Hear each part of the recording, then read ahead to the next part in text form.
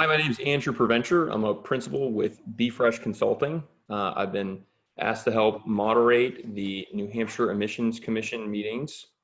We are on meeting number 3. The topic of tonight's meeting are emission reduction goals. In just a minute, we are going to display 3 different presentations. It was to reflect emission reduction goals from a regional, state-based way, a municipal, local way through the city of Nashua, and finally, recommendations that have come down through the international community through the IPCC. These 3 presentations will play back to back to back. At the conclusion of those presentations, which altogether should last about 40 to 45 minutes, we'll officially begin the commission discussion. So I'd imagine that should start roughly around 6:45.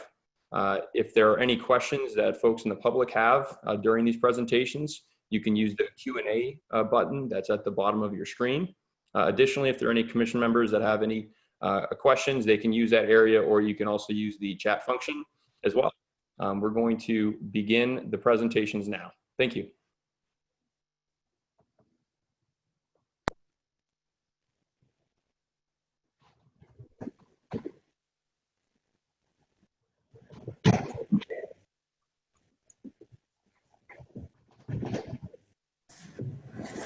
Hello, everyone. Thank you for this opportunity to talk with you today. I'm going to be talking about what I generically refer to as Global Warming Solutions Acts. Obviously, various statutes around the Northeast have different titles, but they are seeking to do similar things, which I'd like to highlight in the short time that I have with you today. My name is Dave Farnsworth. I'm a principal with the Regulatory Assistance Project in Montpelier, Vermont. The Regulatory Assistance Project, or RAP as we refer to it, is an NGO. We provide technical and policy support to utility and environmental regulators, as well as other parts of government. Prior to coming to RAP in 2008, I was a hearing officer and a staff attorney at the Vermont Public Service Board, which is now the State Utility Commission. I did that for about 12 years. I should emphasize that I am not a climate scientist, but that my wife and I have raised 2 climate scientists. Our son is doing postdoc work at the University of Iceland, where he teaches and currently studies geochemical signatures of volcanoes by looking at microscopic glass that they emit in an effort to provide a greater certainty in the climate record. Our younger daughter is a climate scientist at the Army Corps of Engineers Cold Regions Lab in Hanover, New Hampshire, where she supports research being done in the Antarctic, and as well as research that she is doing in the Rocky Mountains on black carbon. So I'm not a climate scientist, but I read everything they produce, and I read everything they suggest that I look over. And obviously stay on top of the popular literature like so many of us do. While I am not a scientist, climate policy is a key aspect of the work that I've been involved with over many years, and also in my work before the Regulatory Assistance Project, and since I've come to RAP. I work on electrification, I work on carbon markets, and more broadly on, and perhaps more fundamentally, on ensuring that there's equity and a just transition in our energy systems. And climate comes up as obviously one of the major factors over and over. I'd like to take several minutes to introduce this topic, and then to talk briefly through some examples of Global Warming Solutions Acts that we see around the Northeast. First, I'd like to emphasize that the effects of climate change are measurable, and this 2016 EPA document points that out. Over on the right-hand side of your screen, essentially what we're looking at is the different metrics that EPA looks at has looked at in these indicator studies that is put out over the years. Of course, many of these effects have direct human connections. And in my view, it's the Global Warming Solutions Act that focus on those connections and are premised on those connections. It's the effects that climate is having on the states that is the issue, and less so the effect that little states might have on a global issue like climate. That seems to be the point here. So as we'll see, looking at the effects of climate change on one's economy is a gigantic job. It involves recognizing the effects that will be felt differently by different parts of members of our society. And Global Warming Solutions Acts, what they do is provide a framework for setting goals for information gathering and publicly exploring strategies to address these challenges. And the challenges come in several basic categories. Reducing greenhouse gases certainly is one of the categories, but it's also ensuring a just and an equitable transition and ensuring that the economy and the people in the state are able to adapt to the effects of climate change. Finally, the effort to undertake this work, in my view, it demonstrates that states think that they can make a difference, and so they're going ahead and doing this work. Let's look at the state of Massachusetts. The Massachusetts Global Warming Solutions Act, back in 2008, directed the state's Executive Office of Energy and Environmental Affairs, the EEA, to establish goals. And you can see that they established goals for 2020, 2050. The EEA, in turn, developed advisory groups to focus on reducing greenhouse gas emissions and for developing strategies for adaptation to climate change. The work to be undertaken is often specified in significant detail here, and I provide you just a little bit of those examples here. Sets out requirements in the statute, sets out requirements for data gathering, emissions modeling, and to better understand the ability to meet those greenhouse gas reduction goals. The Massachusetts statute also provides a framework for complementary statutes and programs. Here, for example, you have a recognition that the marketplace and programs for delivering clean energy services like energy efficiency, demand response, renewable energy in Massachusetts needed to be improved. So along with the passage of the Global Warming Solutions Act in 2008, you see the passage of the Green Communities Act and the Green Communities Program statute to ensure that these complementary programs could contribute to what needed to be, what the Massachusetts legislature determined needed to be accomplished. Let's look now at the state of Maine. The state of Maine determined that climate change is an emergency. And within its constitutional language, and that it's immediately necessary to preserve peace, public health, safety. And as you can see, they adopted goals for 2030 and for 2050. Their statute created the Maine Climate Council, and it articulated the council's research role and advisory role. The Climate Council, in turn, has organized various subcommittees. As I mentioned, this is a very broad topic. Lots of detailed subcategories of inquiry are necessary to do a complete job. And so the Climate Council has established these subgroups to explore relevant topics associated with the council meeting its goals, including the development of a climate plan for the state of Maine.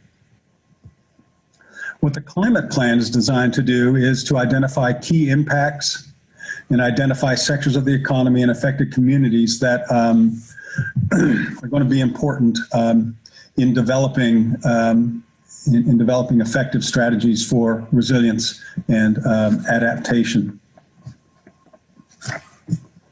Let's consider Connecticut. Now, Connecticut has gone this Global Warming Solutions Act route, but it's done it in several steps. Back in 2008, It set emissions goals for 2020 and 2050.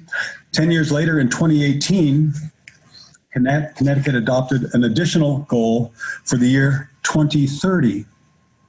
And it created the Governor's Council on Climate Change. The Governor's Council on Climate Change, also referred to as the Climate Council. Now, the Climate Council has a typical role that we see in other statutes. Develop information, articulate economy-wide strategies for meeting the goals that the statute has identified. Let's move to the state of New York. In New York, in 2019, they passed the State Climate Leadership and Community Protection Act. It established goals not unlike the others we've seen, and following a pattern that we're probably catching on to by now. The statute also creates an organization responsible for doing the work, the Climate Action Council.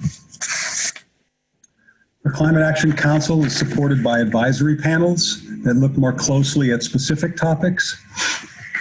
It's also, the council is also required to develop a scoping plan and provide recommendations regarding necessary regulatory steps that need to be taken. The council is also tasked with providing an emissions report every several years, every 2 years. And you can see some of the basic metrics for demonstrating progress towards those goals. Fossil fuel use by sector, information regarding fugitive emissions, emissions associated with generation of imported electricity. New York's environmental regulator has specific tasks also under this statute, developing an emissions registry, undertaking certain rulemakings, and coordinating with the Climate Council and with the Climate Justice Working Group to ensure that additional benefits are realized. For example, ensuring that equitable application of these rules is undertaken. Also in getting a sense of what sort of co-pollutants, what sort of effects that CO2 reductions, greenhouse gas reductions would have on co-pollutants. The Climate Action Committee has also adopted a Just Transition Working Group. And that focuses on the effects of the transition on the state's workforce. I think this is a really important aspect of this statute because while we often hear that a clean economy will produce new jobs in that clean economy, it's very possible that it's going to reduce the availability of the old jobs, or in fact just do away with them. And making sure that this associated disruption is minimized and that the opportunities for the workforce are secured is critical to the transition that all these global warming sustainability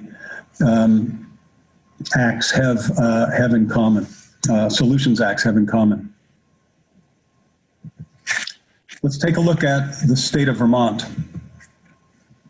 The Vermont Global Warming Solutions Act was passed this month, September. And like other statutes, it sets goals and it as you can see, for 2030, 2050, there's also an emphasis, as we've seen in other examples here, of not just emissions from in-state, but behavior in-state that will cause emissions elsewhere. There's a concern for that. The Vermont statute has a focus on state government. Often these programs are referred to as lead by example. In other words, state programs and state activities need to consider the greenhouse gas implications of their actions.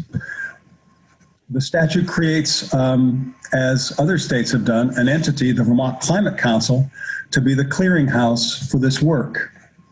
And it directs the council to be looking at not just greenhouse gas emissions, but also at resilience. The statute also requires the development of an action plan and a timeline for its development. So to summarize, you can see that from these 5 examples, the states are obviously taking this seriously. They're articulating emissions goals and strategies. They're keeping in mind the effects of climate change on the economy, more broadly speaking, but also on specific communities.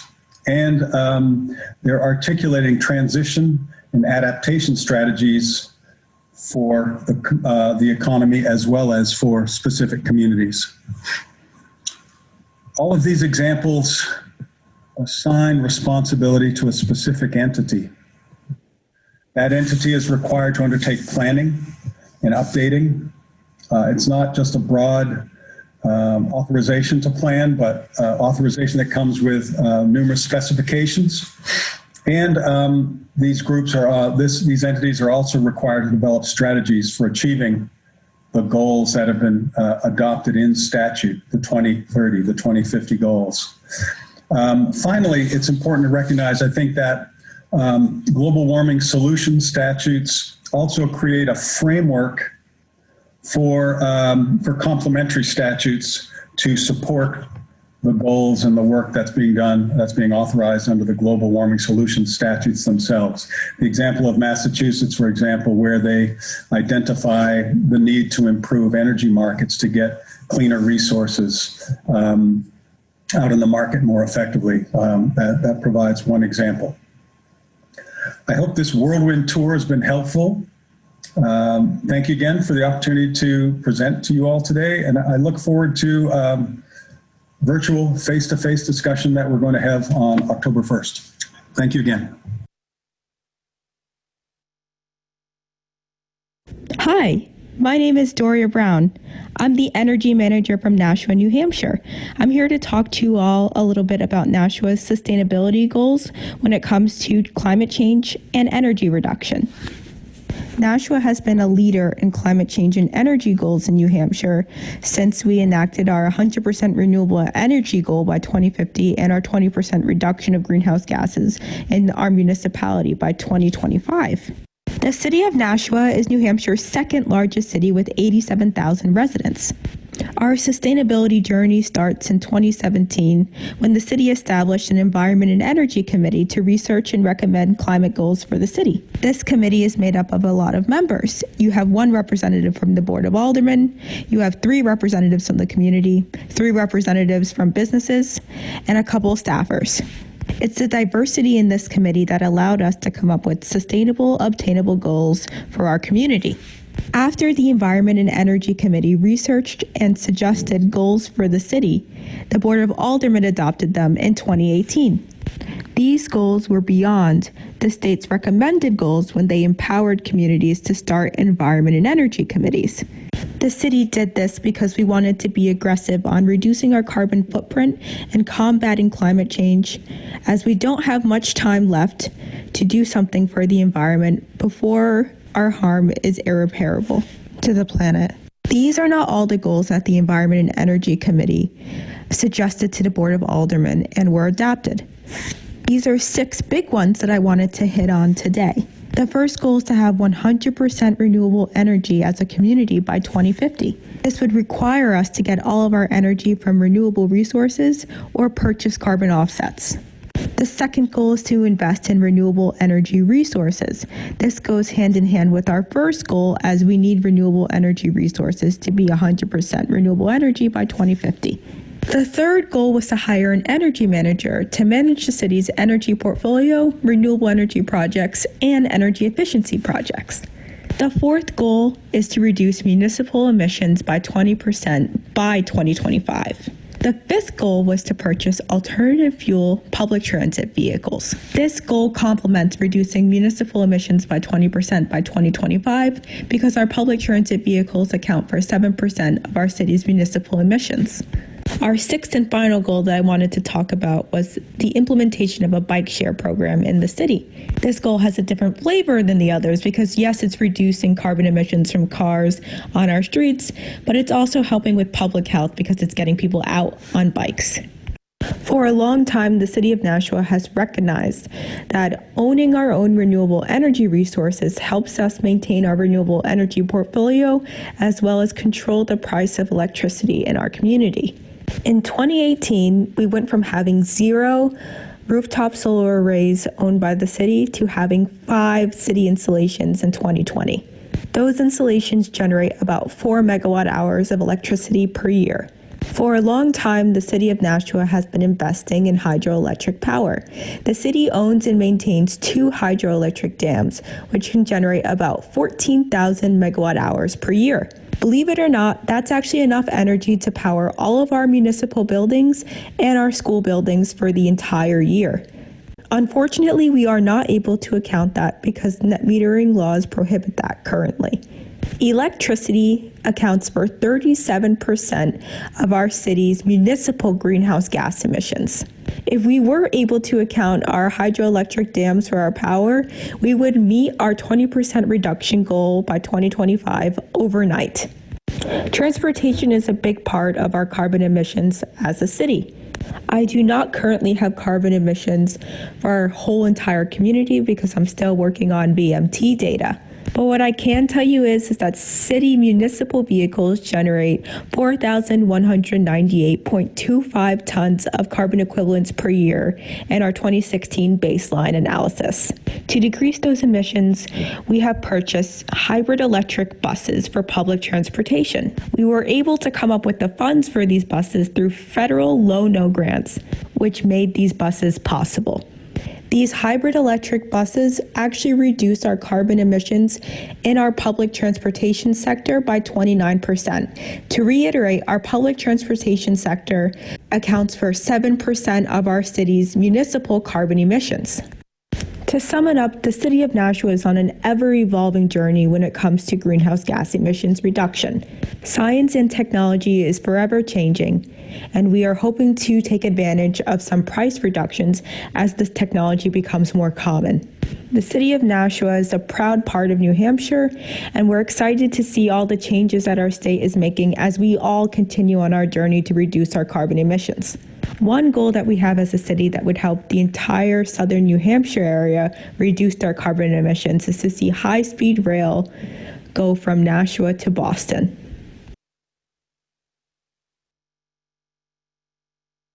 Good evening, members of the New Hampshire Emissions Commission. My name is Ken Colburn. I'm delighted to be joining you tonight. My background is Mount Lafayette from Sugar Hill. I do that background to avoid having you stare into the ceiling light of my office. I haven't figured out how to avoid the reflection in my glasses yet, other than take them off, but that would lead to an even worse presentation. I want to also say good evening and hello to my several good friends on the commission. I'm delighted that New Hampshire's proceeding in this direction and pleased to help in any way I can. With that, I trust that Andrew has shared any bio information that's necessary, and I'll try to start sharing my screen and get us into the presentation itself. Andrew asked that I talk about global climate agreements, particularly those under the UN Framework Convention on Climate Change, UNFCCC, and spearheaded, of course, by the Intergovernmental Panel on Climate Change, the IPCC.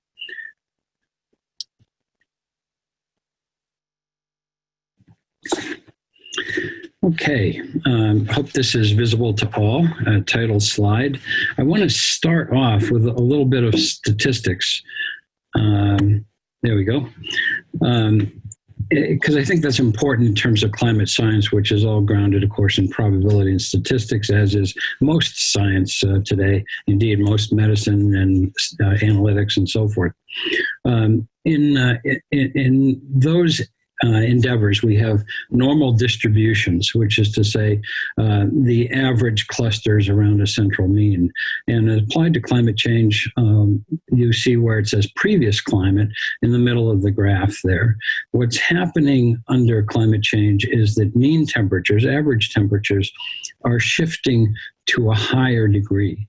And that is leading, not surprisingly, to more hot weather and indeed more record hot weather. It also creates less cold weather. There's less blue there, as you see. However, there's also increasing variance. There's greater uncertainty, greater variability. And the effect of that statistically is to squish down a normal distribution. So it's not all clustered around the average. Rather, it spreads out more, which is what you see with the line labeled new climate there. That has the effect in by itself of creating more hot weather, more record hot weather, but also creating more cold weather and more record cold weather. Taken together, an increase in the mean and the variance, what that means is there's much more hot weather and indeed more record hot weather. Whereas over on the cold side, it's about the same. There's not a lot of change over there. In fact, what has happened to us to date at about 1.1 degrees centigrade increase has put us beyond the previous range of human experience on Earth. So we're in new and uncharted territory. But that's how the statistics looks at the base.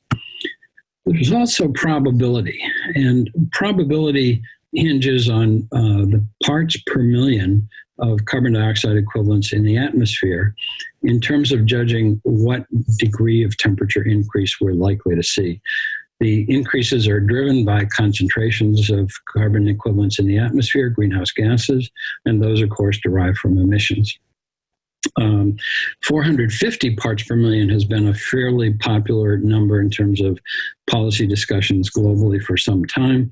But if you look at this graph, that puts us with pretty much a medium likelihood, a 50-50 chance of staying below a 2 degree centigrade increase, which this graph is based on. That's pretty encouraging, although you can see that there's some red area there, and maybe that's 10% or a little more of the probability. I don't know that any of us would like to play Russian roulette with a 10% chance of a live round in the chamber. Where 450 stands relative to our current level, we're about 414 now. So we're closing in fairly rapidly, especially when you consider that we started at about 280 parts per million in the pre-industrial stage. That would be out here off the graph as the yellow dot shows. So this is the kind of characterization of probability based on parts per million of greenhouse gases in the atmosphere that we really look at. Okay, enough of Ken playing math teacher here. Let's look at the Intergovernmental Panel on Climate Change. This is a United Nations body that was created to assess and evaluate the science of climate change. It's by the United Nations, but most of that's for the United Nations Framework Convention on Climate Change. You'll remember that that was the agreement, the global agreement that George Herbert Walker Bush signed in 1992 on behalf of the United States. The IPCC itself was created in 1998. Currently has 195 member countries. It doesn't, contrary to perhaps suspicion or general conventional wisdom, it doesn't conduct its own research. It does, however, exhaustively and transparently review existing research from all walks of life as it relates to climate change. In doing so, it identifies the strength where there's scientific agreement and how strong that agreement is and where further research is needed. In addition, the IPCC compiles comprehensive reviews and summaries for policymakers nominally every 5 years. The reality is that turns out to be somewhat more distant than that, more far apart than that. The fifth assessment review, which in IPCC terms is called AR5, was done in 2014.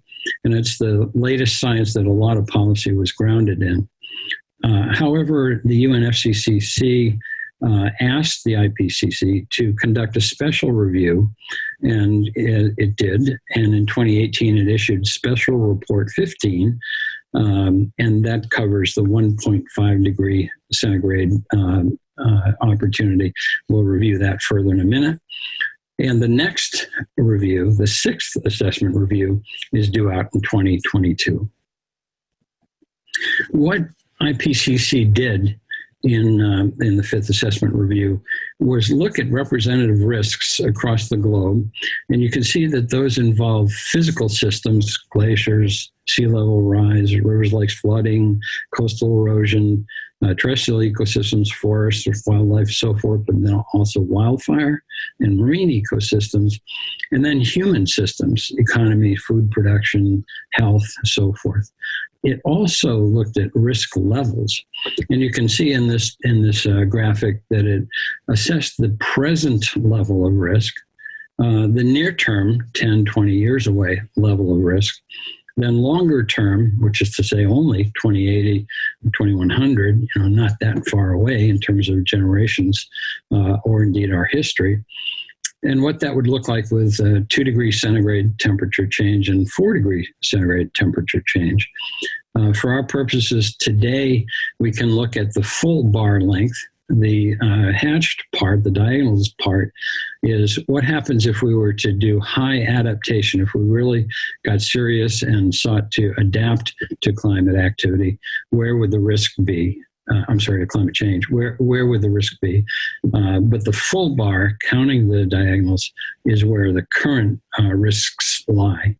So then, although they did it for all the continents and polar regions and the ocean itself, looking at North America, you can see that there's significant risk already at the present and near-term levels between medium and high risk for ecosystems, terrestrial ecosystems, wildfires, and public health and economies. Likewise, for heat-related mortality, a little bit less risk, but still quite high, especially in the near term. And then a lot of damage and risk from flooding as well. I think that all of these are kind of a no-brainer at this point as a result of the last year, a couple of years, where we have indeed seen massive wildfires. We've seen substantial flooding, and we've had significant human health impacts, of course.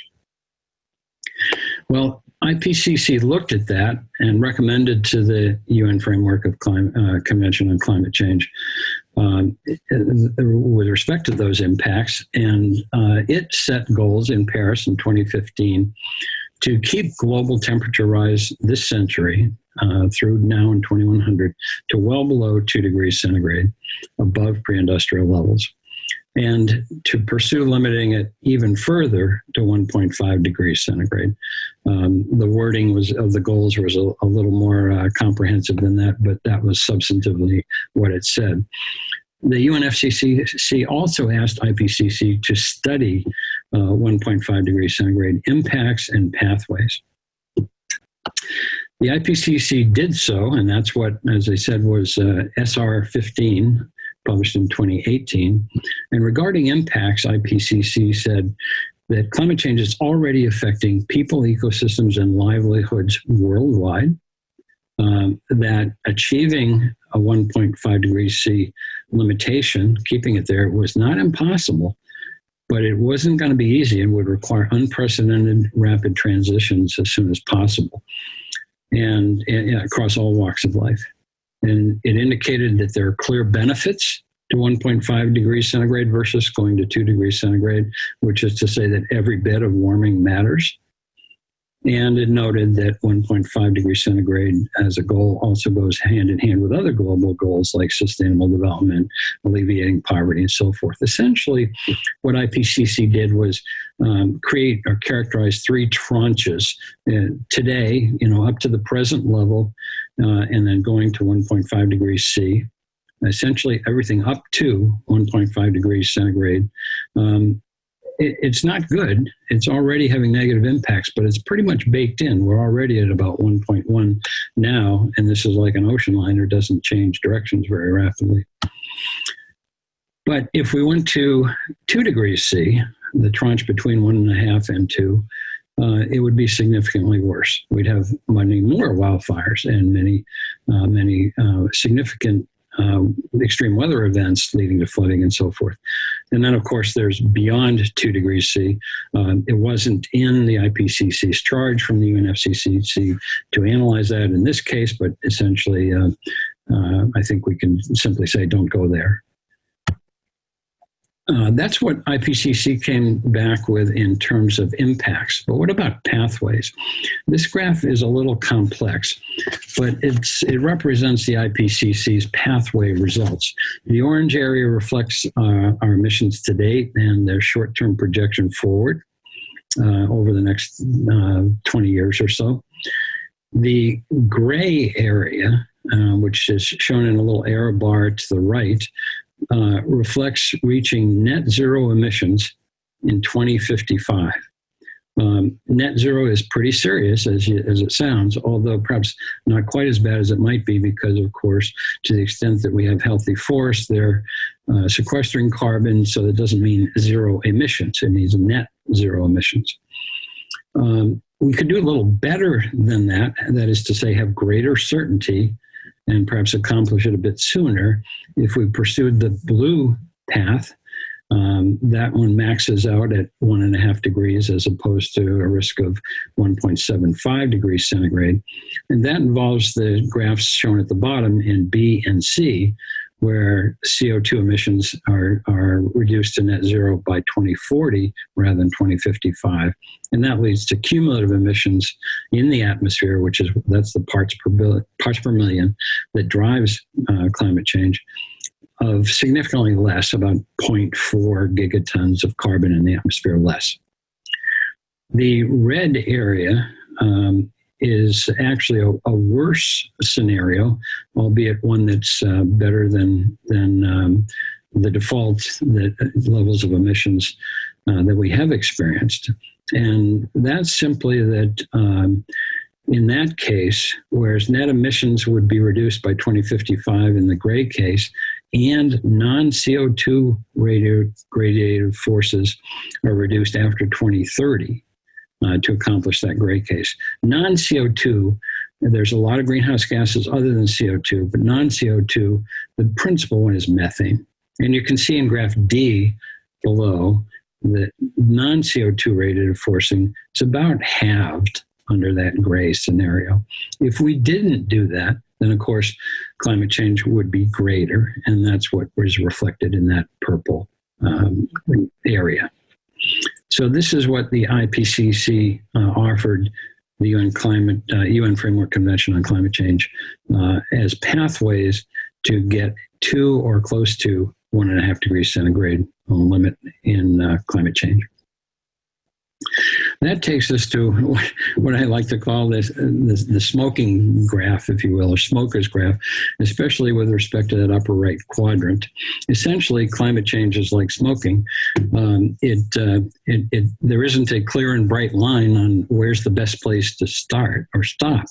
Instead, the more you smoke and the longer you smoke, the worse your health outcomes will be.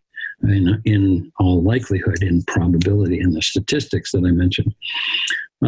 So IPCC, looking at those serious risks on the left, but more importantly, the ones that we already went over, said, my gosh, we want to limit it to 2 degrees C, lest we face the kind of challenges that we previously discussed here.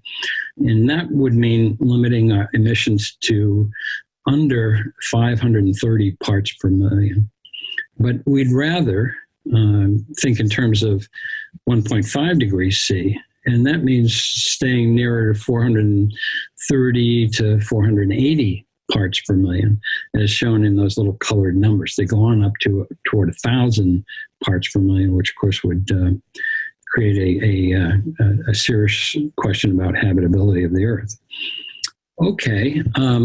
That graph is cumulative CO2 emissions lead to what temperature change, the 2 degrees C or 1.5 degrees C, what emission reductions will lead to those parts per million. That's what is shown in the bottom of this graph, the change in annual greenhouse gas emissions by 2050 that can lead to those kinds of outcomes, the 2 degrees C or 1.5 degrees C. But I would note that's compared to 2010 levels. By 2010, we were already making headway. Natural gas was replacing a lot of coal. A lot of new technologies like LED were coming on. So 2010 is not the highest we've been. So this is a pretty serious reduction. And if you then stay below about 480 parts per million and look over to the left, and that says -0 change, -50% change, -100% change, that's about a 60% reduction to get to 2 degrees centigrade.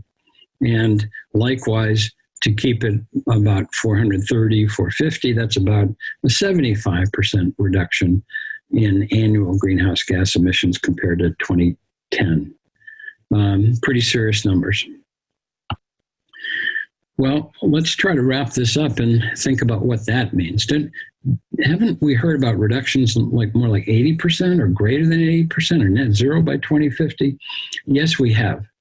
We need to remember that the fifth assessment review was in 2014, and that the special report in 2015 for 1.5 degrees C that IPCC did actually said net zero was needed by 2050 or 2055.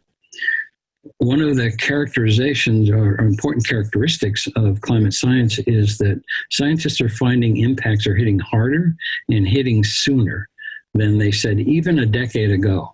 I don't know what the cause of that is. I have an idea that scientists, as long as 20 and 30 years ago, were showing these kinds of impacts. But there are error bars, just like we showed in that pathways graph. And scientists were more apt to cite the lower end of the error bars, lest they look extremist or lunatic or alarmist. And of course, not everything comes in at the low end of the error bar in reality. And so no surprise that a number of results are actually higher than those low end of the error bars.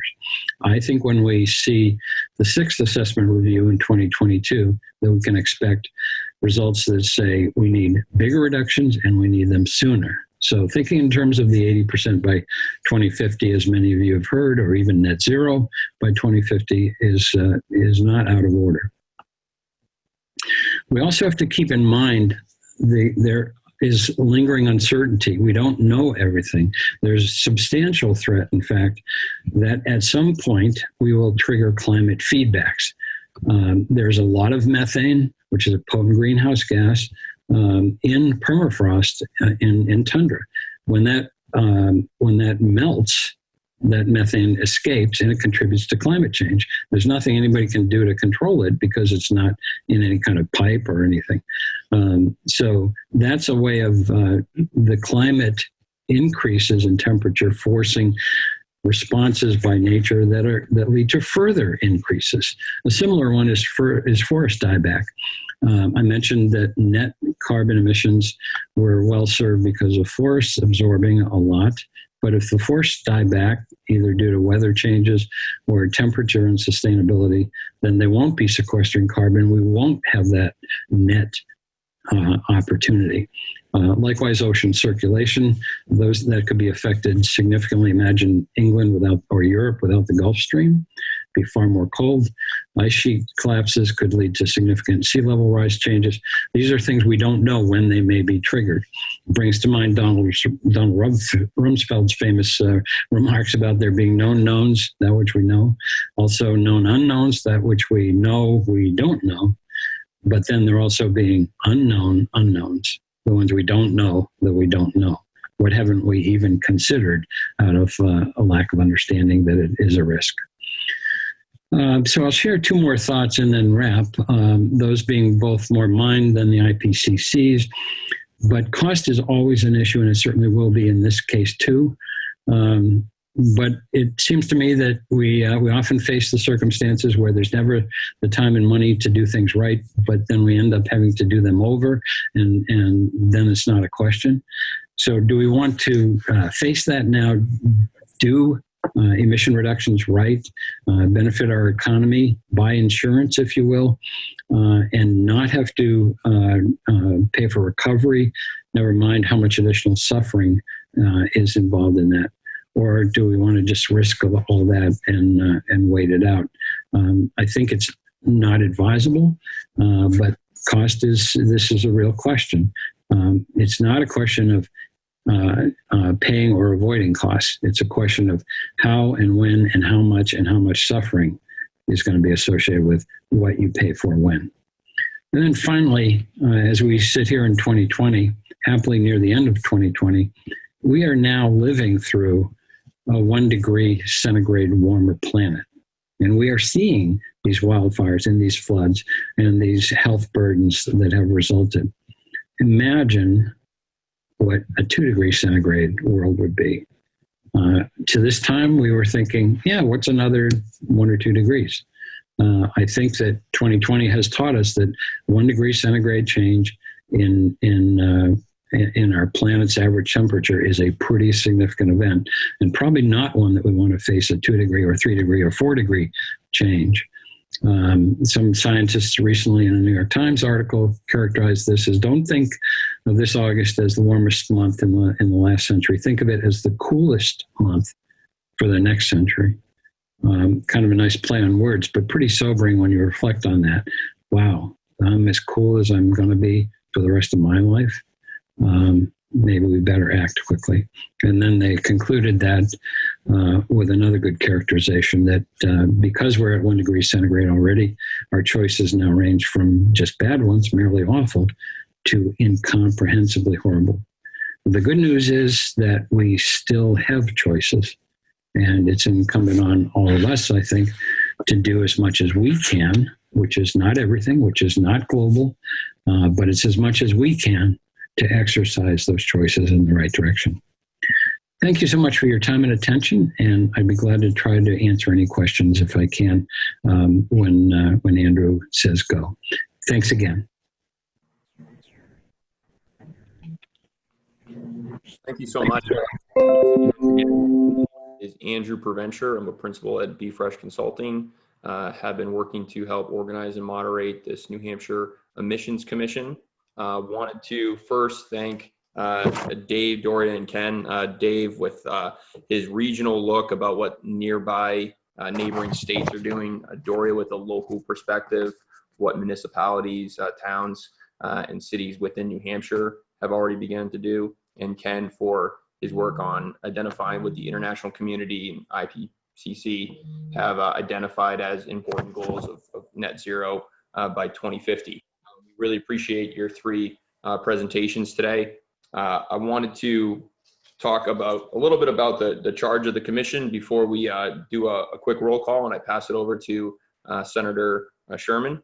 The first thing I'd like to remind with those conclusion of those 3 presentations, we've now had our first topic in August that was on public health and how public health is created to climate emissions. In September, we had our topic of emissions by sector. What are the emissions that New Hampshire currently has? And in this October meeting, we had our presentations talking about emission reduction goals that have been set on a regional, municipal, and international level. That'll be the conclusion of the presentations that are set up, and now the commission is faced with the original charge, which once again is a fairly narrow scope, and that's identifying science-based emission reduction goals for the state to achieve by 2050. It talks about a final report, which can really probably be broken down into three separate parts. The first part of the charge is identifying the science-based emission reduction goal for 2050. And then what goals would have to be met in 2040 and 2030 in order to meet that 2050 goal. The second charge is starting to identify some sort of process or timelines for those implementation plans. And the final charge would be identifying what state agencies would be responsible in this, including a lead agency. So the scope is, I know the issue is quite large. The scope is quite narrow.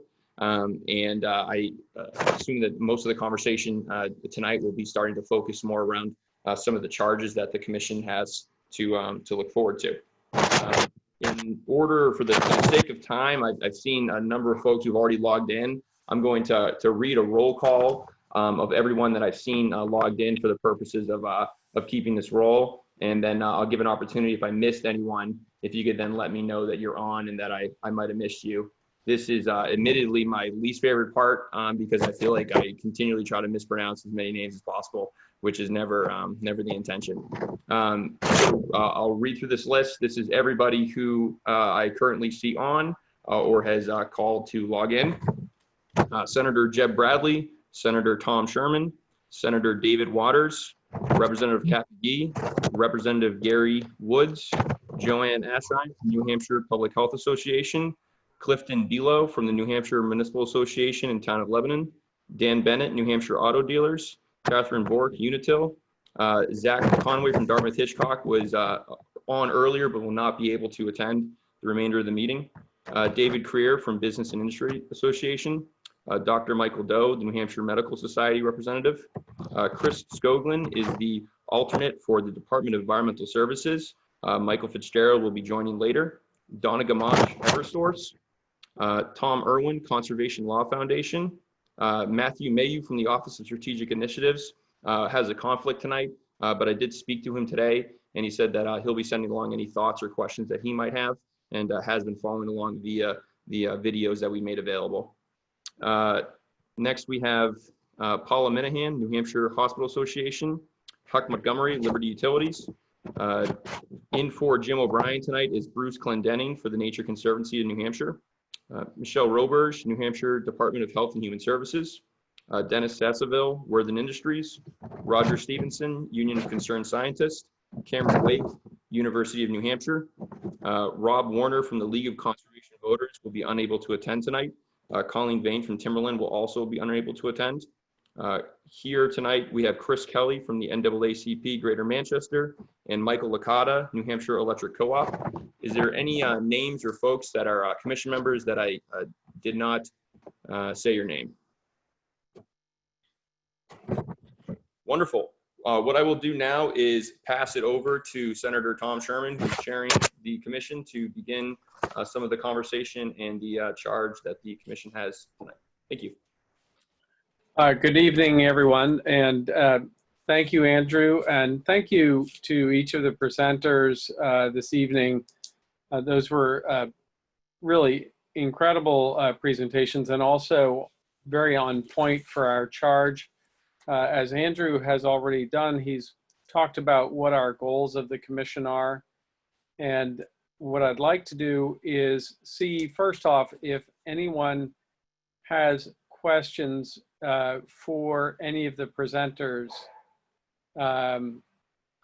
Andrew, are they all on at this point? Yeah, the presenters that we have on are Ken is available for answering questions. Dave is also available. Doria was unable to attend tonight. Okay.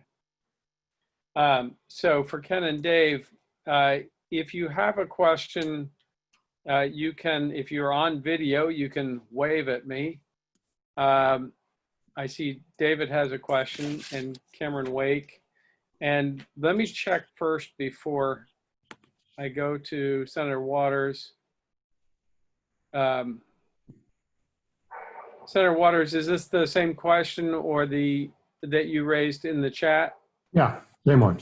Okay, why don't you go ahead then, and then we'll go to Cameron.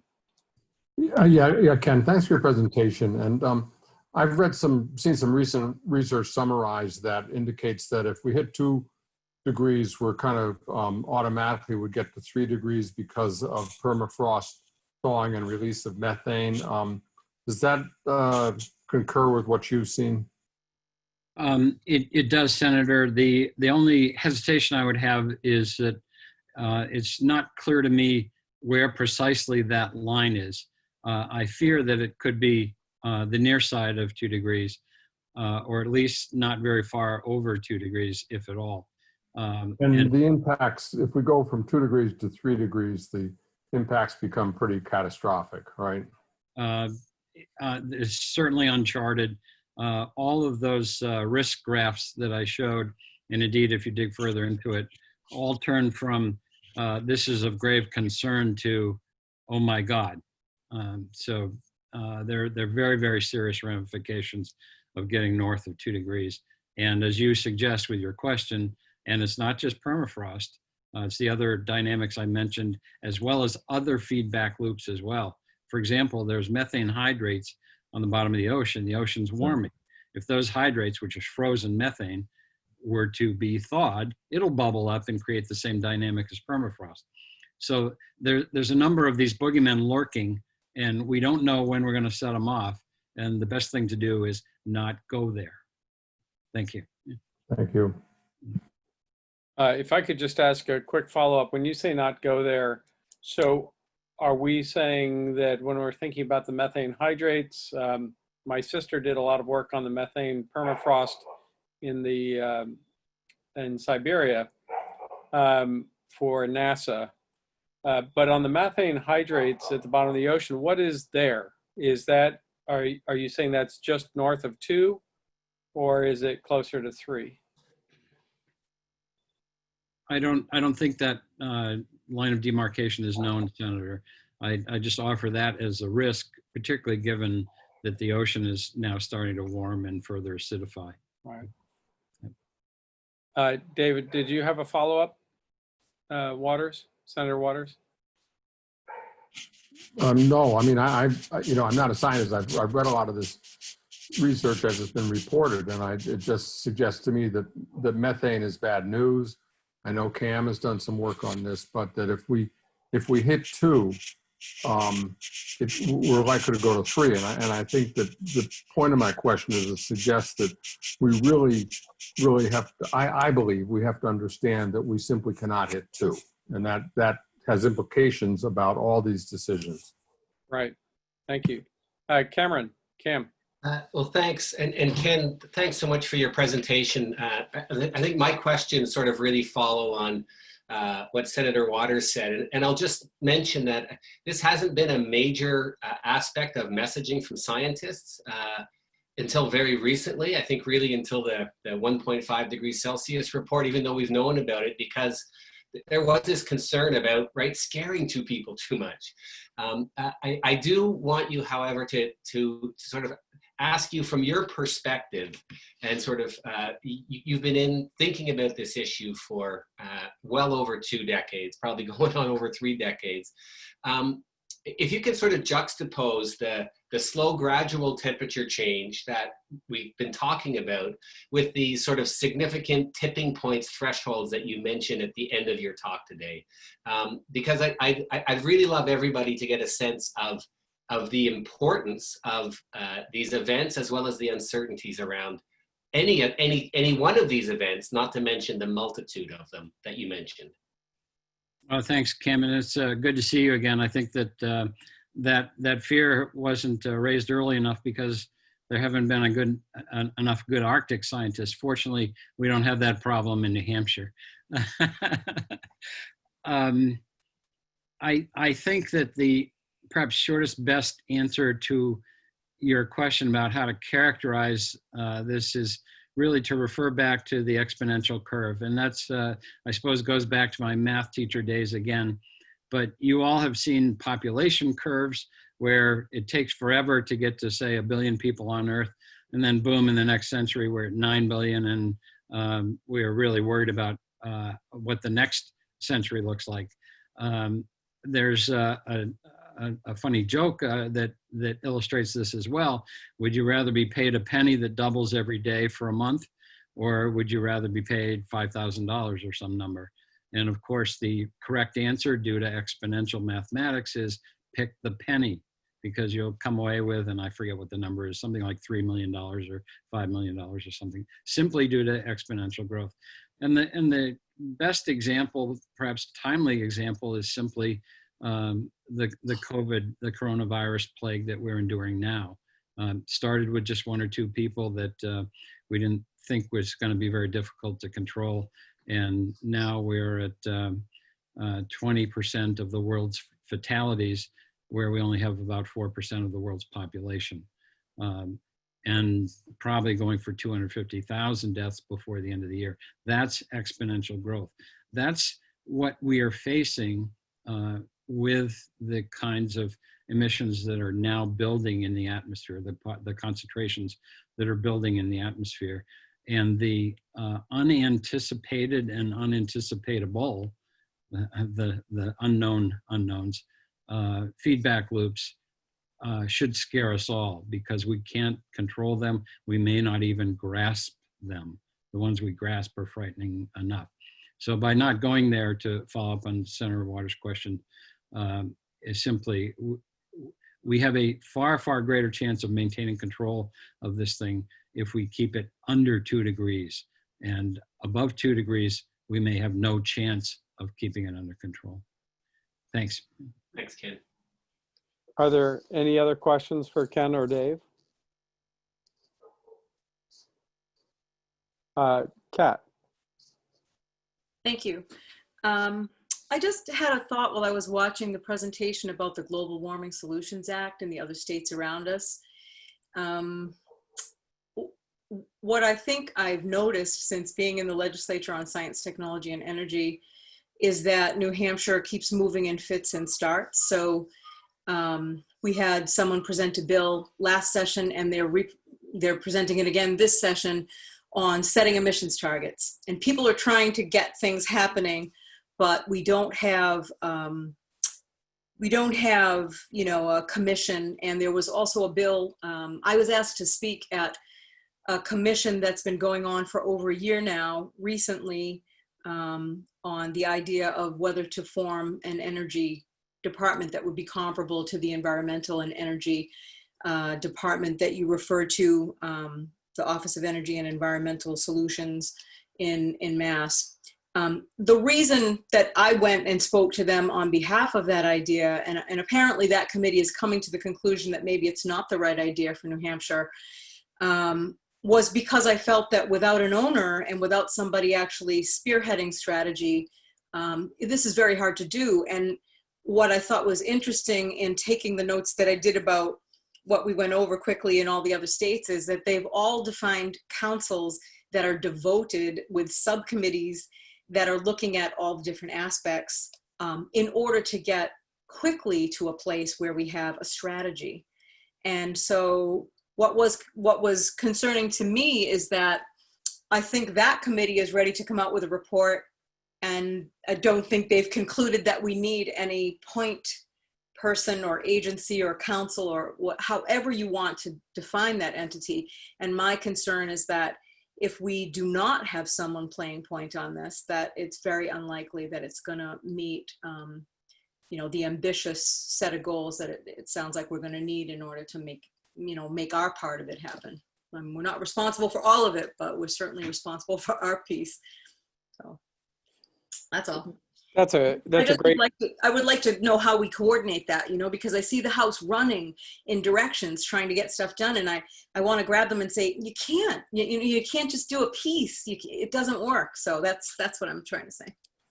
That's a great point, Kat. Thank you. And I've only been in the legislature with a little sabbatical in there for about 8 years, but Senator Bradley has been working on this issue for at least maybe 15 years, right, Senator Bradley? Maybe you could address Kat's concern about the back and forth in the legislature and how we seem to be perhaps not responding as aggressively as some of our neighboring states. Sort of the first 4 pollutant bill. I think Donna's on this call, Donna Gamache, you remember that.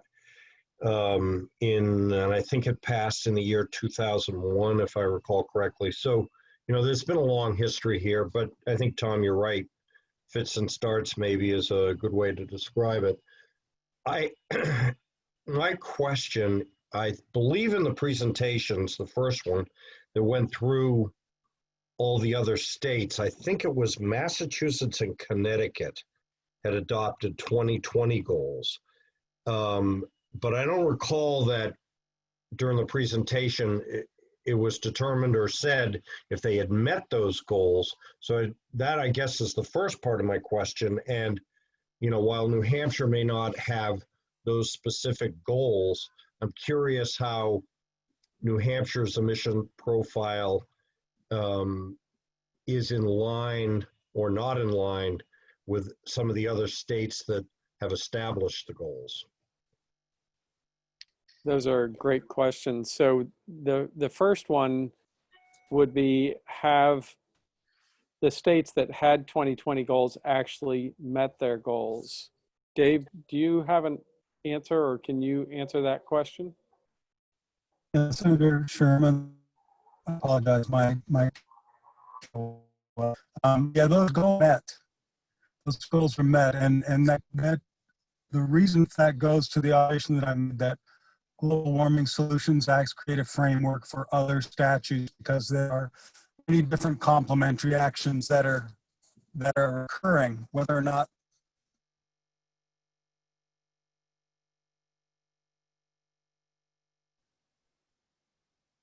I think we may have lost Dave. Ken, could you address maybe the second question, which is how has New Hampshire done relative to the other states and without that same framework in their emission reduction? I'm afraid I can't terribly accurately, Senator, as I haven't reviewed the recent data. Many of the dynamics that have benefited emissions profiles, such as this change from coal to gas, have been national, and New Hampshire, of course, has benefited from them. A number of technology developments have provided similar benefit, such as the broad penetration of LED lighting, more efficient air conditioners, and so forth.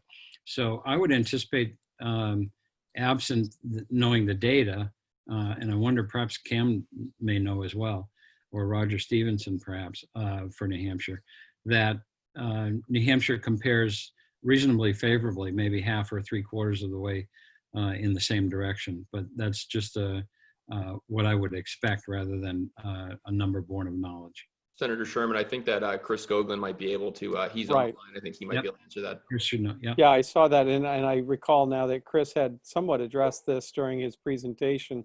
Chris, can you chime in? Yes, can you guys hear me? You're good. All right, great. Thank you, Cam, for confirming. So as I had noted on my last remarks during the presentation to this committee, relative to our own pathway to get to a 25 or 20% reduction by 2025, we are currently below the glide path that was established when, like, our emissions peaked in 2005. They should be at, if we were meeting the non-binding goals in the climate plan, we would be at 20% below by 2025. We had been descending relatively quickly, but we have started to flatline and will be off track and will not be able to meet that. The other states that I'm looking at their goals right now in a different spreadsheet, they are trying to get at 10 or 20% below by 2020. And every state in the region probably only has their emissions through 2018. But our goal in the plan from 2009 was not as aggressive as the other goals that were established in the Global Warming Solutions Acts of Connecticut, Vermont, and Massachusetts. But one other thing is we also had noted that a lot of our gains, 74% of the reductions had, or almost 90% of our reductions had come in the electric sector, and we had not had significant change in the transportation or the building sector, and that most of the electrical reductions were actually occurring because of the policies in the other New England states.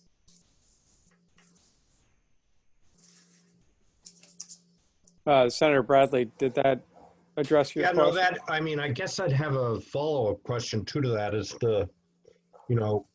car manufacturers, obviously transportation is a huge, part of this, are moving more and more toward electric vehicles, which are, obviously they're not mainstream yet, but it's not going to be that long before they are mainstream. And when people in the Northeast start to buy them, or in New Hampshire, I mean, what do the experts anticipate that would do to the, so-called glide path we're on? Because that is likely to happen to a pretty significant extent without government intervention, I would think. So I can touch on a little bit on this, but I know that Dan Bennett is part of this group and he may have some thoughts as well. But I believe that some of the vehicles, the early vehicles, will be going to the surrounding states because of they're part of the ZEV program, the Zero Emission Vehicle Program that was established through the Clean Air Act, and California created it. So I don't know the extent that we may get some of the earlier vehicles, but part of the policies that are in the Global Warming Solutions Acts and the other work that they take to make investments in the transportation sector, such as making more public charging available, I think will certainly speed the adoption of that. I have an electric vehicle. I don't worry about traveling too much, but I know that other people do have range anxiety problems. So there are probably some public investments that will influence that. But if we want to get into answers, maybe this is one, if Tom wants to, or Senator Sherman wants to entertain this conversation, Dan Bennett may also have thoughts.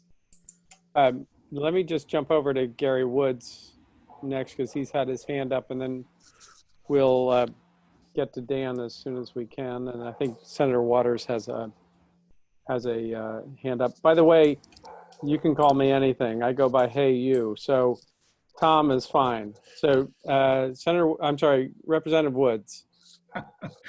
Thanks, Tom. There we go.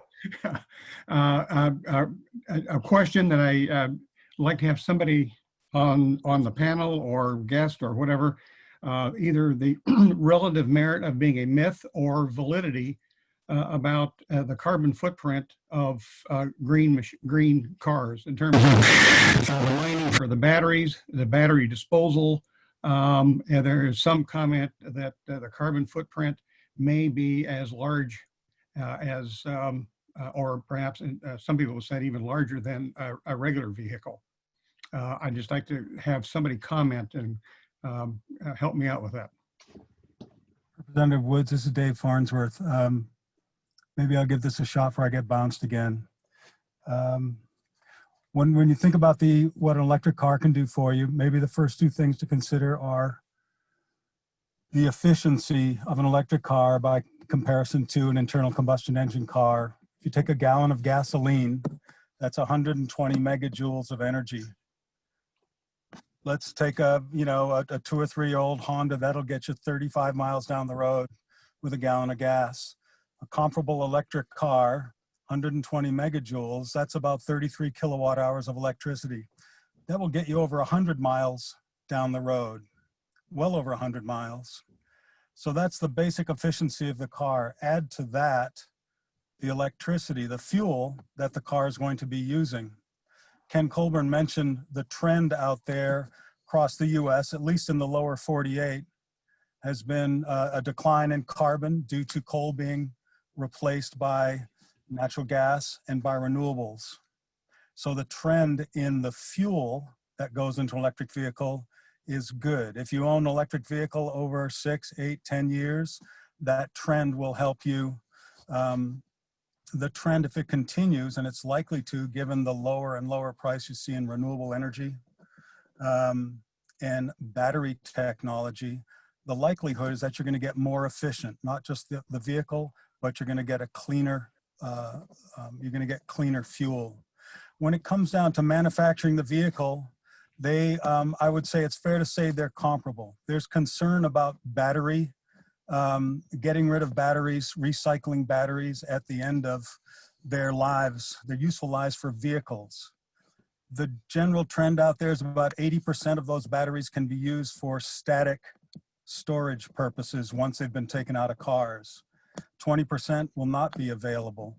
And recycling that material is going to be a challenge. And China and South Korea have the two biggest recycling businesses in the world when it comes to battery technology.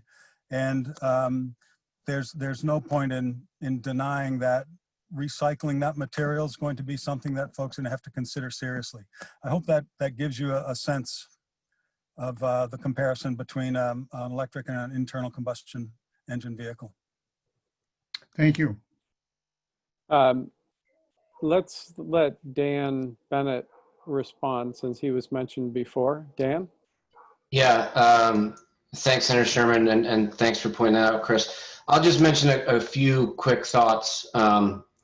First off, from the NHADA perspective, we represent the dealers on the ground here in New Hampshire. We only sell what they build, so we're kind of stuck with that. The manufacturer's production and their investment in production really will be key. If they really do truly choose to retool and really start manufacturing in heavier quantities.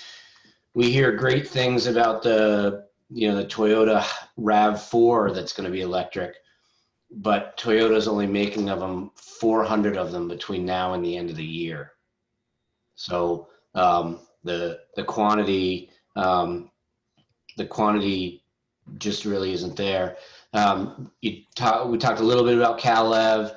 CalEV, I think, really only matters and starts to push those vehicles into other states when the penalties kick in from Air Resources Board. I don't believe any have been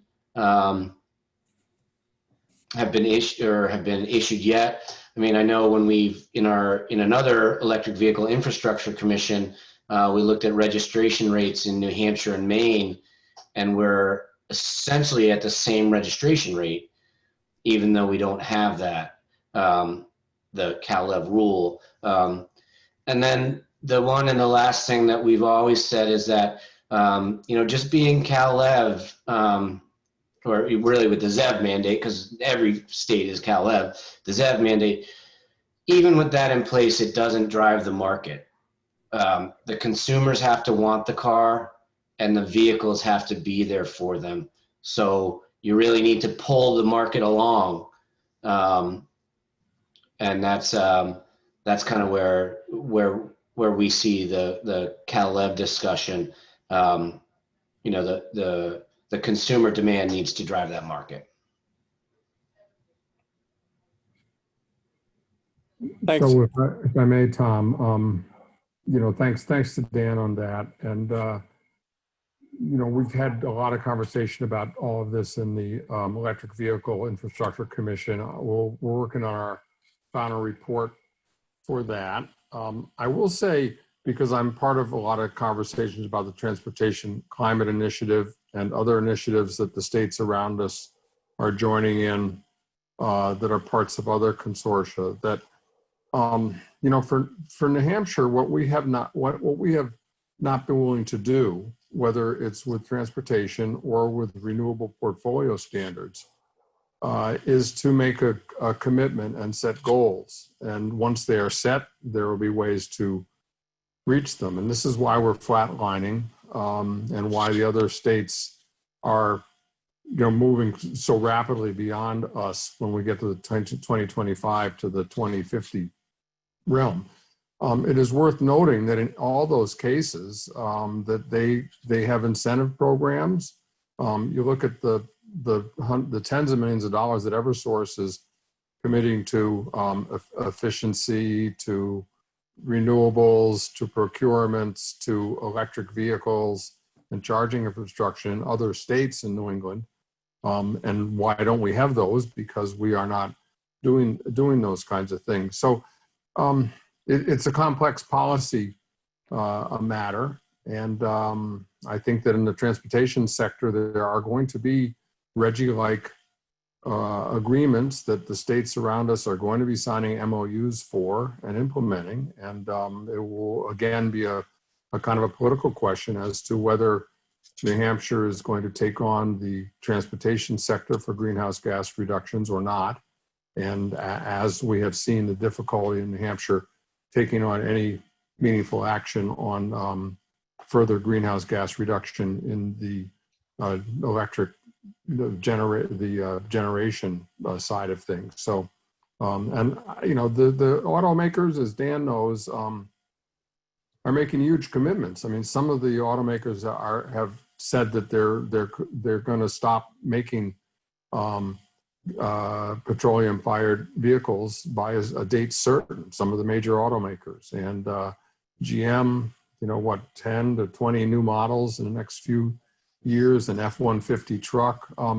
the COVID has slowed down the release of some of these. We're going to see this year now that they're going to be released in 2021. So, he's right, though. Consumers got to buy them, but these are great vehicles, and we could get a charging infrastructure. Again, New Hampshire has kind of failed to do what all the states around us in using the VW settlement money to get a fast charge system built in the corridors like all the other states are doing. So it's, I think a lot of the answers are there, but the point of this commission is if we set goals and then define how we get towards them, then there will be ways to implement that.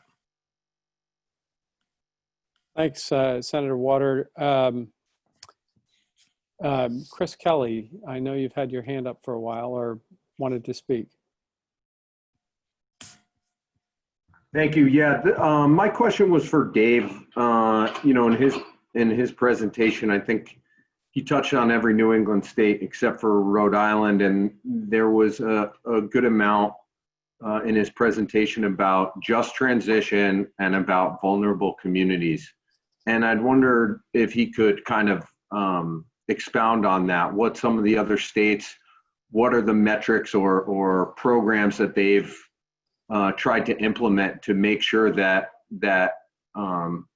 communities of color, low-income communities, the folks who are least able to deal with the implications of climate change are taken care of. And same thing with workers. I know New Hampshire doesn't have a booming oil business or anything, but there are folks who work in industries that, if we make this transition fully, every industry will be affected. And so how are they kind of gauging progress on those initiatives? Chris, I can take I'll take a shot at that. My organization works a lot with utility commissions and with state energy offices and environmental regulators. And one of the themes that has come up regularly over the last 2 or 3 years is access by the communities you're describing to the processes that are considered fairly open to most of us, say before a utility commission. But we know that a public hearing in 2 in the afternoon is not going to be a public hearing that can be attended by everybody because people are going to be working. Even in the evening, when folks get home from work, it's hard to have access to a public hearing because they may not have daycare. There are plenty of communities that don't have English as their first language, so they're limited there. And so I think the first step that we see is asking government agencies to think about how effective they are at meeting the public's needs. The public is not a monolith. What we've seen with the COVID epidemic is that certain parts of the population are being hit much more heavily by COVID for any number of reasons.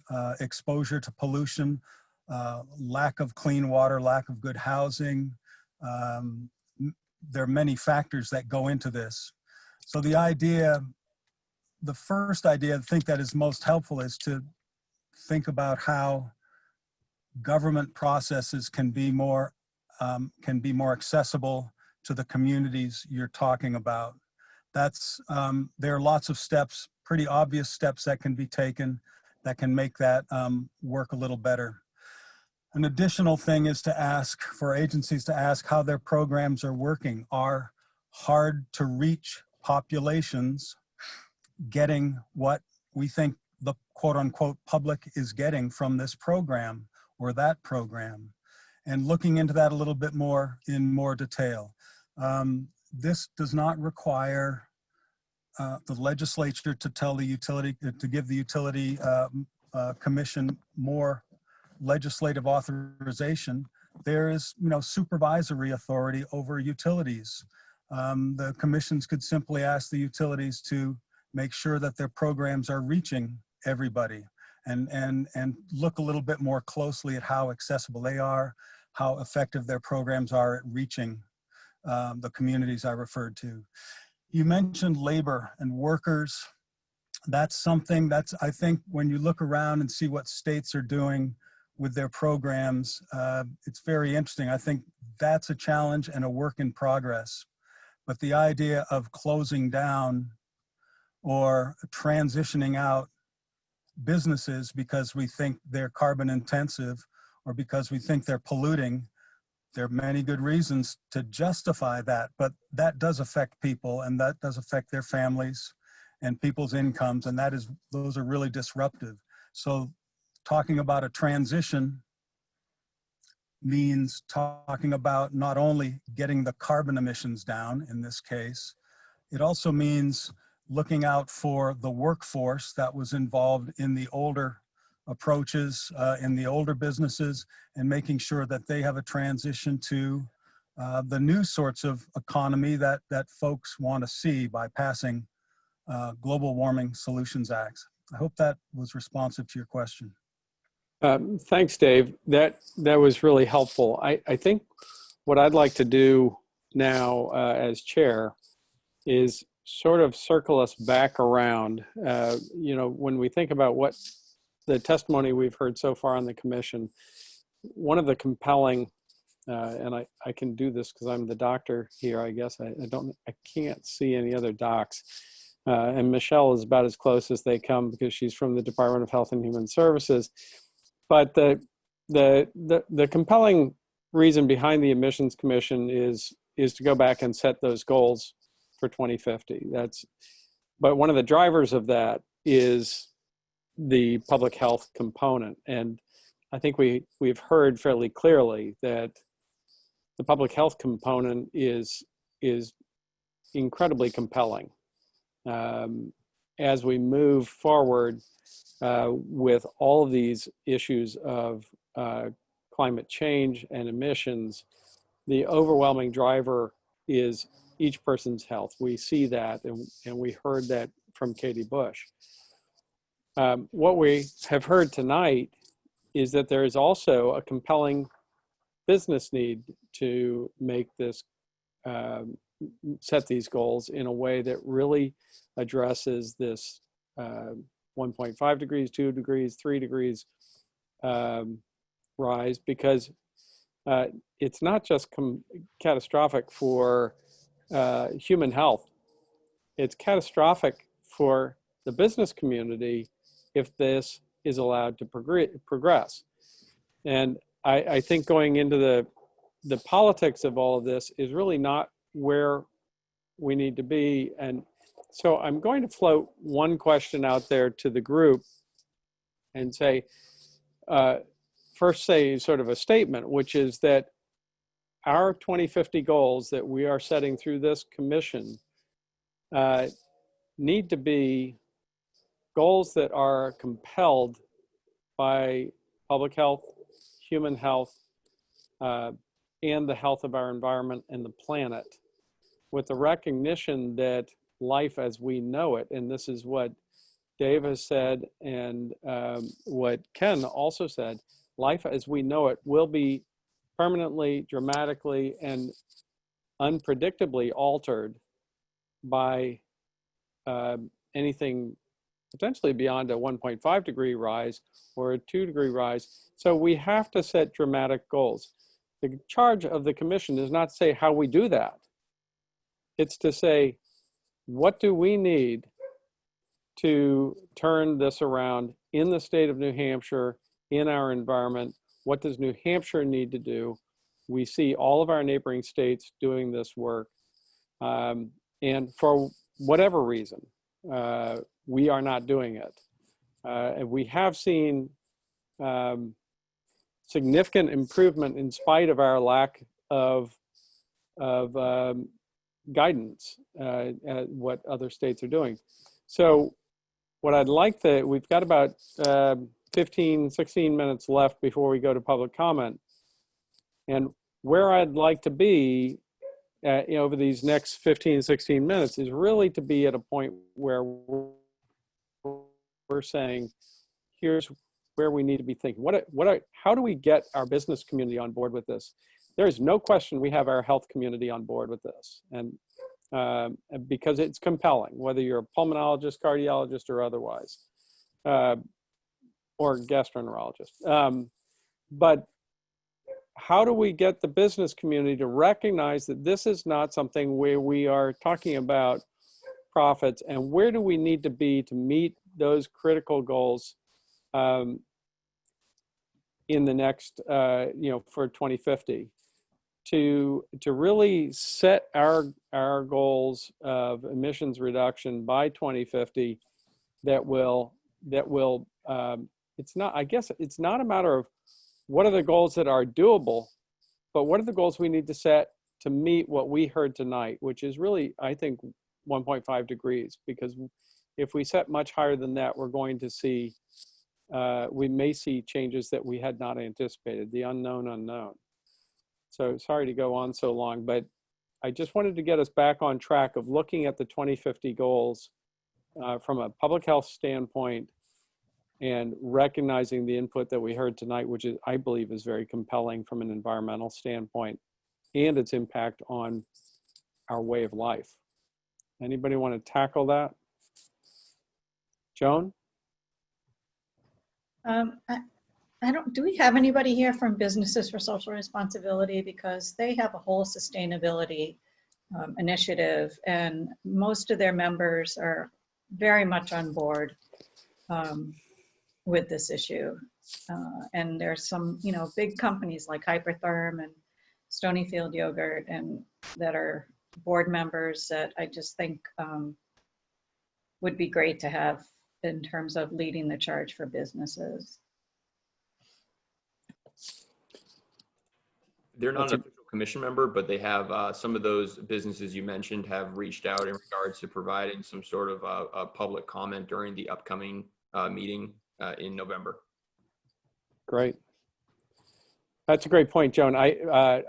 If I lumped all businesses into one, I apologize, because I think there are businesses that are really leading the way on emissions reduction and showing incredible responsibility. But it seems one of the pushbacks we're seeing in the New Hampshire legislature is the impact on business, and which is indeed frustrating, as several have talked about.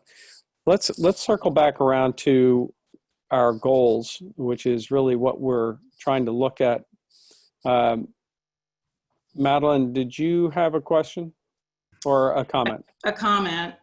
So I did want to say, I represent Clean Energy New Hampshire, and we do have 130 business members. Great. And several of those businesses clearly are in the renewable energy business or energy efficiency business or some of the supporting businesses. But I see Dennis Sasserville from Worthen Industry. They're a member. They're also part of Businesses for Social Responsibility. And a lot of our New Hampshire businesses have been leaders in setting their own sustainability goals and working to advance those as well. So I do think we don't want to paint all businesses as to, being in one bucket. There are different businesses that prioritize things differently in the state. I did also want to talk a little bit about the importance of goal setting as we see it. We work on energy policy in many different venues in the state. And the fact that New Hampshire doesn't have emission reduction targets in statute comes up a lot in our work. We work a lot at the Public Utilities Commission, and a lot of decisions come down to benefit cost analyses there.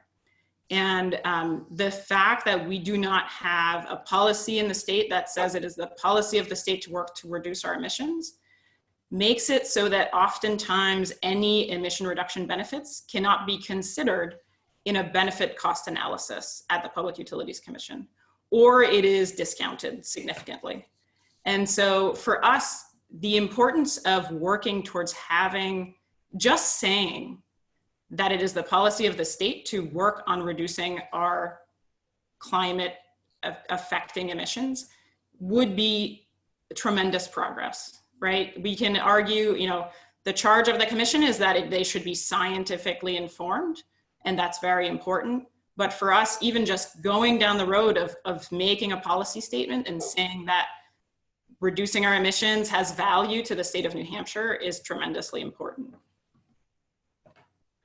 That's an incredible point. Thank you for making it, especially the point that one of the clear benefits of emission reduction statutes or goals is to allow us to craft solutions, which requires cost benefit analysis. You know, as Chris Skoglund knows, much of what DES does is answering the legislature's ask for cost benefit analysis, whether it's water quality, contamination, or emissions. So if we don't have numbers there or goals there, we can't do that kind of analysis.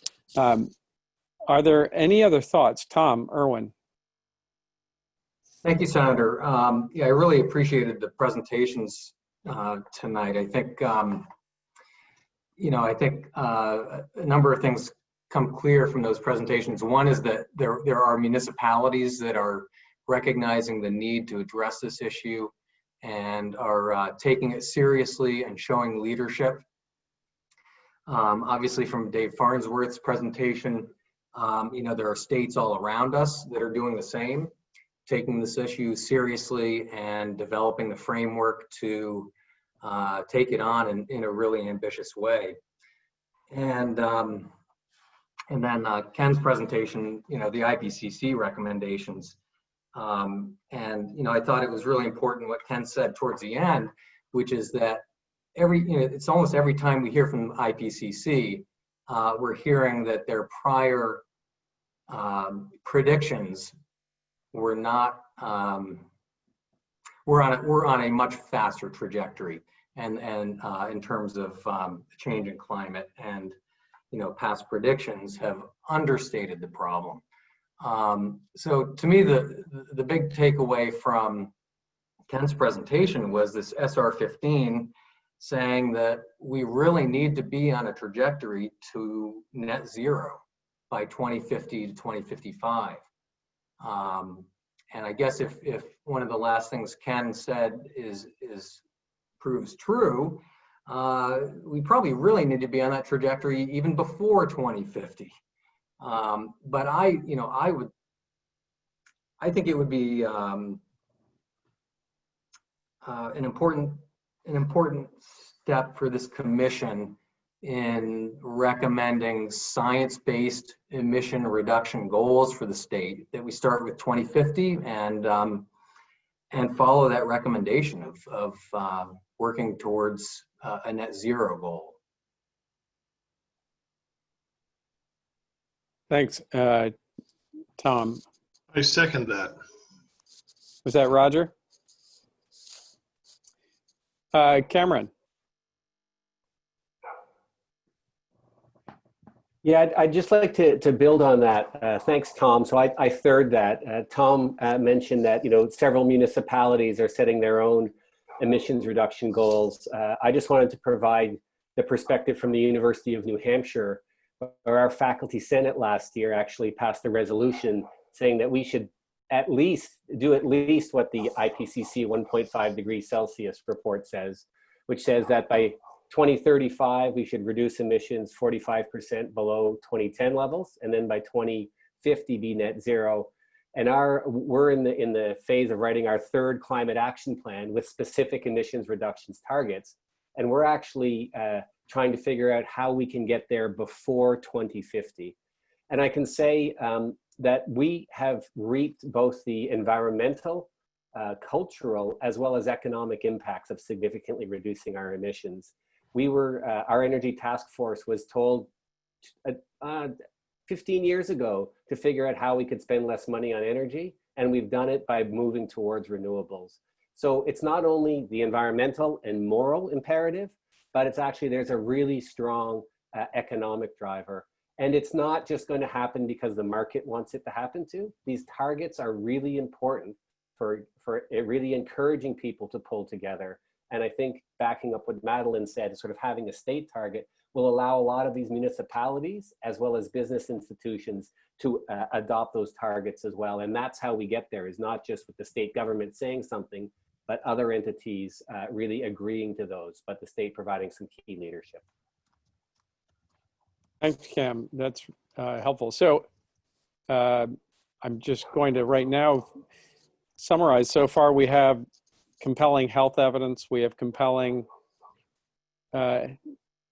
weather or climate and environmental evidence. We have compelling economic evidence. I was just wondering, David Creer, do you have any thoughts coming from the BIA? Any, you have been involved in much of this discussion, or the BIA has, at least during my legislative career, and I'm wondering if you have thoughts about what you've heard and feedback for us that would be helpful as we think about climate goals or emissions goals. I mean, I do think it's important to consider the economic impact that any strategy we take forward will have.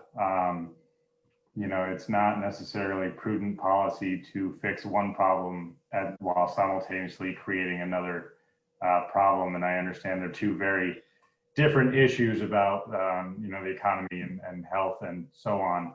But I do want to note that, as Madeline had mentioned, many businesses do already take it upon themselves to do as much as they can. Most of our members do a lot of stuff in energy efficiency, not only to reduce their own energy costs, but to help the environment. We get a lot of members who, they feel that social responsibility to, help the environment. She mentioned Worthen.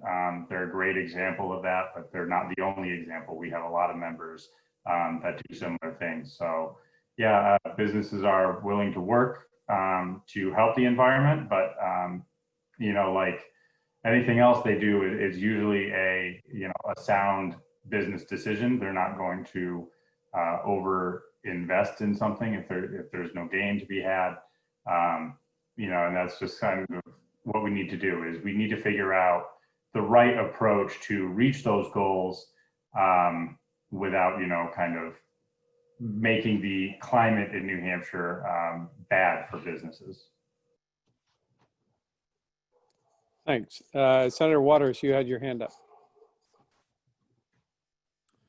Yeah, thank you, Tom.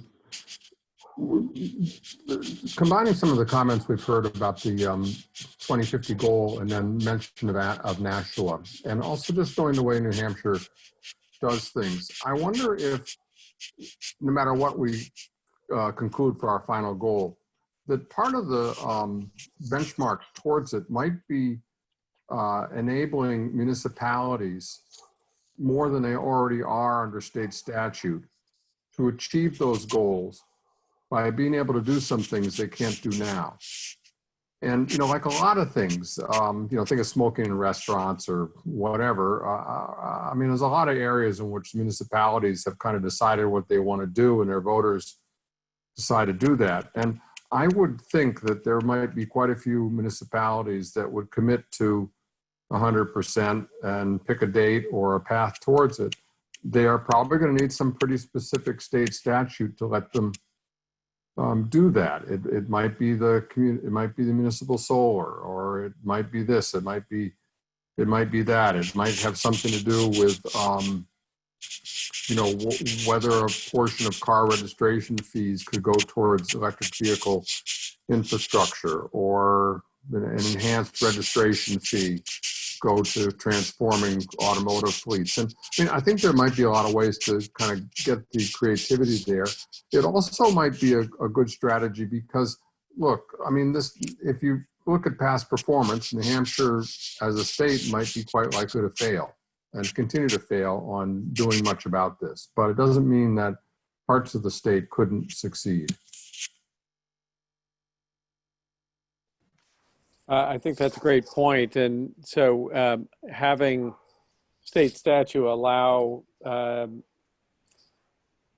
both innovation and the municipalities to be more aggressive on these issues than the state is, maybe part of one of the answers to meeting these goals.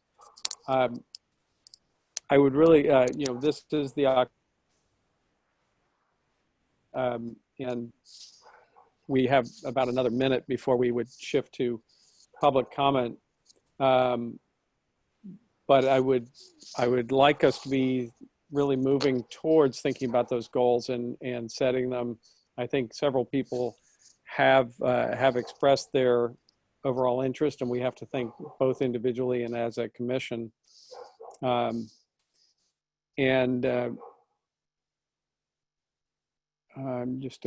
Andrew, did you have somebody else you thought wanted to speak, or? I just saw that I saw that Dennis Worthen was mentioned by name. I just didn't know if you have any thoughts on some of the ambitious goals or whatnot. Dennis, did you want to? Sure, I'd be glad just to say a quick word. One is that we're members of Madeline's group as well as the BIA, so and New Hampshire Businesses for Social Responsibility. So where we're relatively small companies go, we utilize our relationship with those who can speak for us. Bruce as well with the Natural Resources Council, of course. I just this is a wide-ranging topic, but just one point on businesses and business support. It starts with leadership. If your president or CEO believe in something, they're the captains that steer the ship, and the whole organization will be receptive to statewide goals and statewide initiatives if they're on board. So special efforts for getting to the top, the minds at the top, in my experience, is kind of no substitute for that. So I'll just plant that seed. Thank you, and we will let it grow over the next month before we meet next time. Mike, one more comment before we go to public comment.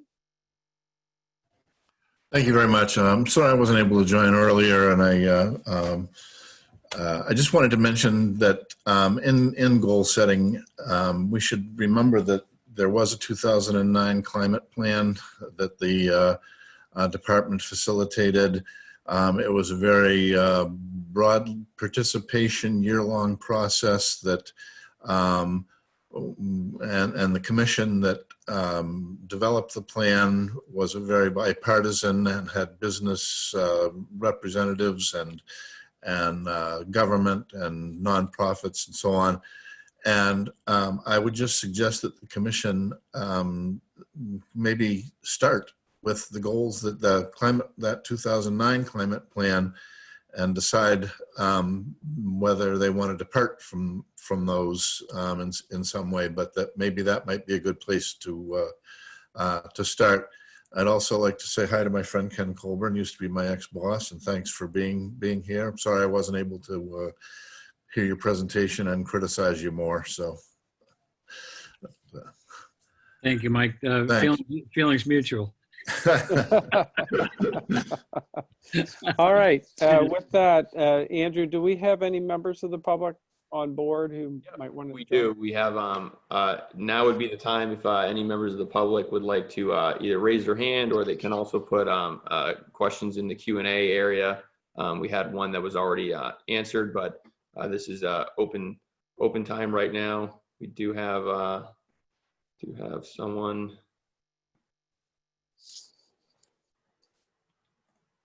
All right. Is this Representative Oxenham? Hello, can you hear me? We can. Oh, good. I'd just like to thank the presenters for excellent presentations this evening, and I'd like to second the call by the chair for the commission to move forward aggressively with setting targets. I think it could be transformative for our state. I have put in an LSR with several other representatives calling for setting net zero as the 2050 goal for greenhouse gas emissions reductions. I hope that the commission will similarly see that as an aggressive goal, but a doable goal and a necessary goal if we accept the presentations we've heard this evening. And I think it's necessary, and with the proper leadership, we can win the public support, because there's no cost to these doable pathways that is at all commensurate to the costs of inaction and failure. That's setting up a situation that fails to meet our basic goal of protecting the population of the state of New Hampshire. So thank you all for the work that you're doing, and God bless you. Thank you for your comments. And I'm just noticing, Andrew, the Q&A, they have, there was a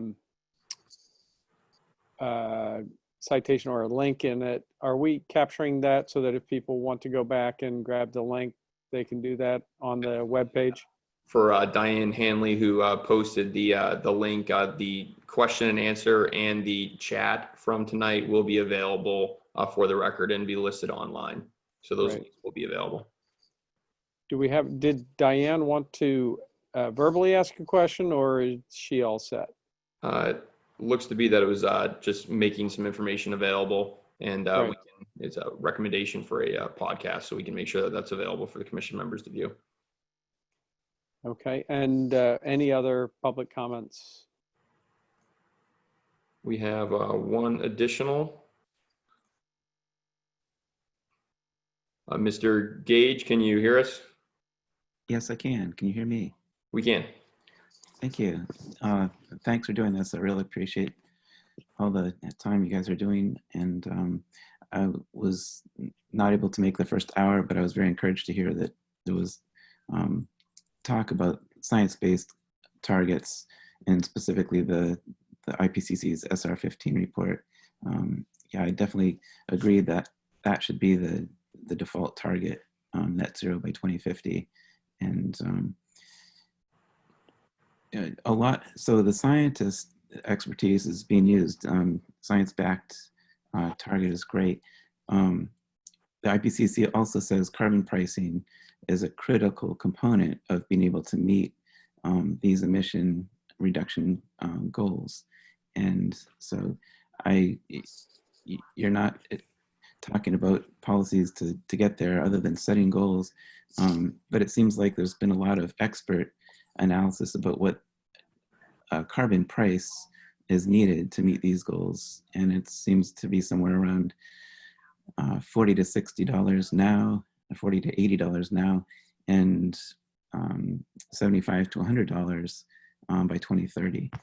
And I just wonder if we're setting targets and policies, if setting an expected carbon price could also help drive policy decisions that we're making. Thank you. That's a great question. I'm wondering is Ken still on? I believe he is. Yes. Ken, would you be willing to just address that briefly? I recognize that is more looking at the means to the end, and we're trying to determine our goals, not necessarily how to get there. But do you have thoughts on the carbon pricing component and whether it's at this point needed to set the carbon pricing goals, or whether that's something that could be a part of whatever the legislature decides to do to meet goals? Sure. A couple of general thoughts, because I'm not an economist, but economists overwhelmingly suggest that if you want to see less of something, tax it. And so that quickly translates to, if you want to see less carbon, impose a price on it. And they almost universally concur with that. There are still debates about what price, at what level does it become significant to act on versus just write off as a course of a cost of doing business. A second thought, though, is that in reality, what one does with the tax proceeds or the carbon price proceeds matters greatly. Often called complementary measures, or how the proceeds are distributed. That there's a couple of major impacts of that. One is evident in the RGGI program, and the efficiency that's resulted from channeling a lot of those monies to energy efficiency is perhaps added more emission reductions than the actual requirement for the reduction and the cost imposed that produced those revenues. A second important element is that those proceeds can be used to address regressive impacts that may result when you start talking about home heating oil and gas and diesel, as some of our earlier commenters did. I think that the most important thing is that these efforts will be costly and some revenue will need to come from somewhere. And happily for most of the people on the call, that resides with you, Senator, and your legislative colleagues, as opposed to them. I would just add by conclusion that we have passed the point where we can make a decision that doesn't have cost. We are at the point where we will either make decisions to reduce emissions and hope they work in enough time, or we will pay for recovery costs as we are seeing in the fires in the West or the floods that recently occurred, or any number of extreme outcomes that we will likely face. So it isn't a question of, we can't really afford that new car now. We could postpone the purchase of a new car. This is a, which way do you want to pay kind of time that we now face. As I concluded, at least we have a choice. Right. Thank you so much for that. We are coming up to a close. Andrew, any other public comments? There are no other public comments at this time. Okay. So Andrew, do you want to review the plan for the next meeting? And then we will close. Absolutely. One of the things I wanted to make mention of, Commission Member Fitzgerald had mentioned the 2009 New Hampshire Climate Action Plan. And I believe that it listed here from Cameron Wake had just mentioned that the 2009 New Hampshire Climate Action Plan was to a reduction of 20% below 1990 levels and 80% below 1990 levels by 2050. Mr. Fitzgerald said that potentially be a starting point. And I know that there was talk by commission members as well in regards to net zero by 2050. For our next meeting, which will be on Thursday, November 12th, and that will be the second Thursday. Gave a little cool off period from the busy weekend, the first week in November. That meeting will start at 6 o'clock. The content of that meeting will be partially some of the work the commission can do over the next month amongst each other in talking about what some of the charges that have been put forward and identifying this science-based emission reduction goal. And then can kind of coming to a conclusion on some report information there. There will also be an extended public comment period. So some of the businesses that have reached out and other groups that would like to prepare a 2-minute presentation or so and would like to submit information to the members, will be accepting those and putting those forward at that time as well. And that is everything from my end. Great. We'll go ahead and close for tonight. Thank you all for being a part of this, and we'll see you on November 12th. And really appreciate everyone's commitment.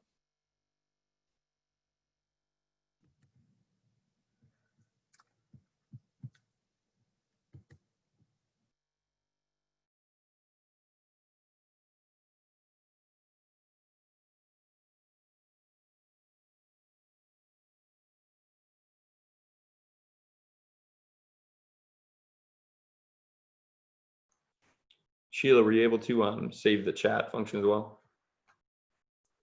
Or the Yes, sorry, I'm just, hold on a second. I'm just removing folks.